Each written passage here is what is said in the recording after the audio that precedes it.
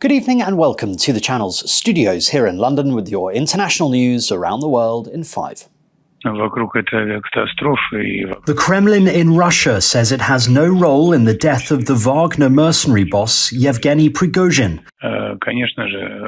Dmitry Peskov said there's a lot of speculation amid the tragic death, but that any suggestion the Kremlin ordered the crash was a complete lie. The private jet that crashed near Moscow on Wednesday killed all 10 people on board. Western politicians and commentators have suggested Prigozhin was assassinated on Moscow's orders. Earlier, the UK Defence Ministry said Prigozhin is highly likely to be dead after the crash. Well, our intelligence suggests that Prigozhin was most likely on the plane. We're obviously monitoring the situation very closely, working with our allies to establish what happened. But the most important thing here is for Putin to end his illegal invasion of Ukraine, which is causing untold suffering to people. And we will continue to stand with Ukraine, support them so that they can resist that aggression from Russia. Donald Trump's mugshot has been released by authorities in Georgia, the first ever mugshot of a former US president. In the arrest on charges of plotting to overturn the state's 2020 election results, Mr. Trump had to pay a bail bond of $200,000 to be released from the Atlanta jail while he awaits trial. He was inside the facility for around 20 minutes, where dozens of his supporters gathered outside. Afterwards, he described the case as a travesty of justice. It was his fourth arrest in 5 months in a criminal case. A sad day for America. This should never happen. If you challenge an election, you should be able to challenge an election. I thought the election was a rigged election, a stolen election, and I should have every right to do that. As you know, you have many people that you've been watching over the years do the same thing, whether it's Hillary Clinton or Stacey Abrams or many others. When you have that great freedom to challenge, you have to be able to, otherwise you're going to have very dishonest elections. What has taken place here is a travesty of justice. We did nothing wrong. I did nothing wrong. And everybody knows it. I've never had such support. And that goes with the other ones, too. What they're doing is election interference. They're trying to interfere with an election. There's never been anything like it in our country before. This is their way of campaigning.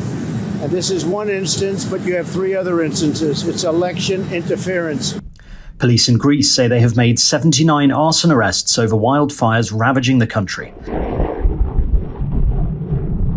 The Civil Protection Minister said there had been several attempts by arsonists to start new fires on Mount Parnitha, northwest of Athens.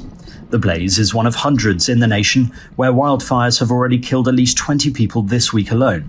Summer wildfires are common in Greece, and scientists have linked the increasing frequency and intensity of extreme weather events, including heat waves, to climate change. Para que pidan mi dimisión.